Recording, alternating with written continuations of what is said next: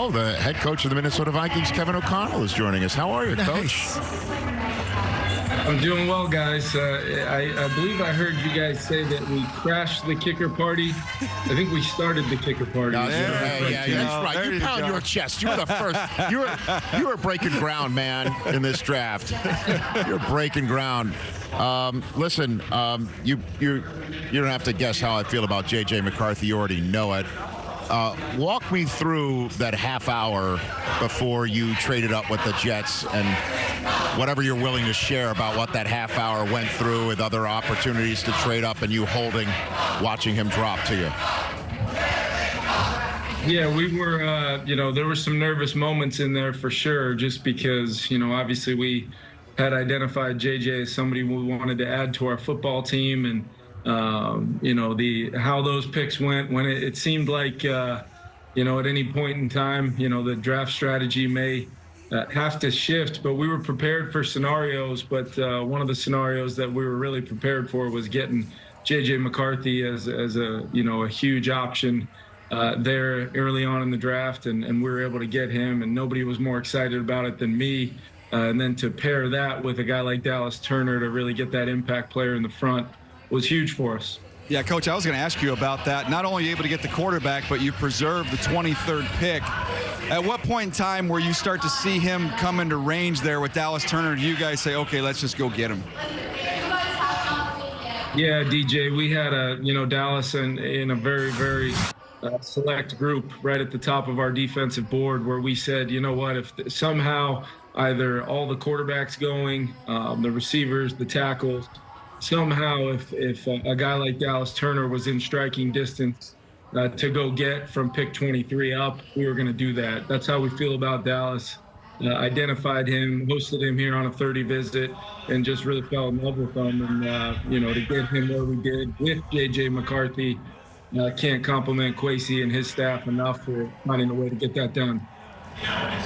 Coach, as you well know, a party's not a party till a kicker breaks something. So that's how you roll with that one. But with everything you went through last year with quarterbacks, coaching guys who showed up on Tuesday and having to coach them through the system and make sure you get everything in and coaching points before the 15 seconds and the play clock stops you, how do you carry that forward into this year? Sam Darnold, the newly acquired J.J. McCarthy, Jaron Hall, all those guys. How did that experience shape you in order for you to transmit that for this going forward, especially with a rookie quarterback?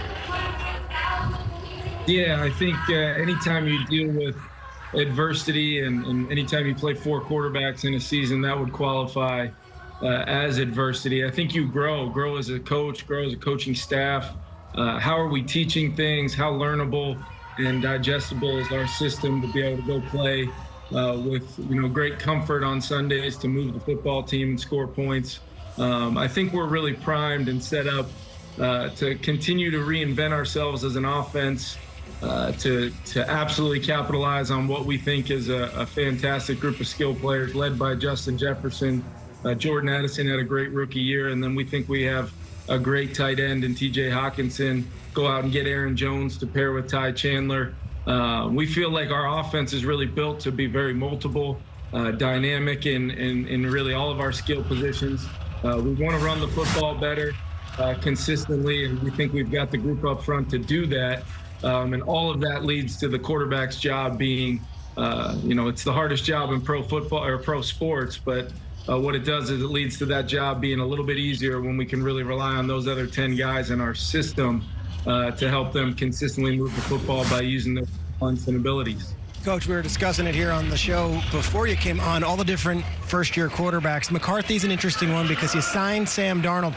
Will JJ have a chance to be the QB1? Will you let him fight for that job in training camp, or is this Sam Darnold's job with JJ McCarthy eventually being the next guy? Yeah, I think there's really at this point, Peter, there's no reason why we would put any kind of set standards or, hey, this or this is going to happen. Anytime you start making projections on what you think may happen at the quarterback position, you can run into some trouble. I think we set up an extremely competitive environment, but one in which is a quarterback-friendly environment for both Sam, JJ, Nick Mullins, Jaron Hall, all those guys. to really go out through the spring and really use this as a teaching, learning phase for our offense, and then make sure by the time we get to training camp, we're ready to really, as our offense develops throughout training camp, we want to make sure the comfort of all of our quarterbacks is growing on a daily basis, so that having been through what we went through last year, that's one thing, but also bringing JJ in, a huge part of it was making sure that we had set up a premier quarterback environment for a rookie quarterback to come in and kind of grow at his own pace. JJ is incredibly competitive, as is Sam Darnold. I expect our quarterback room to push each other and really help our offense reach its truest potential this year, for sure. Lastly, Coach, following up on the question I started with about the process of, holding on, not trading up, wondering if J.J. McCarthy would drop to you close enough, then striking a 10. Every pick in front of you that allowed you to just stick and hold, and it wasn't McCarthy, is, I guess, one of those, brow-wiping moments. So that's my long-winded way of asking you to set up that. How surprised were you that the team that you lost Kirk Cousins to used their pick on a quarterback? Yeah, it wasn't something I was expecting to see, but at the same time, I think the quarterback position, and especially what I said we went through last year, I think some teams have different philosophies on the quarterback position, but, to have Kirk Cousins in your quarterback room, I know I benefited from that greatly over the last 2 years, and I'm sure Atlanta will as well as getting to add a good young player at the position. So I know they felt like probably they solidified their room in the current times and in the future.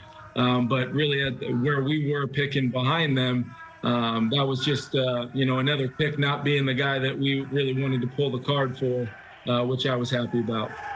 Tell JJ I said hello, and good luck watching him throw to your other JJ.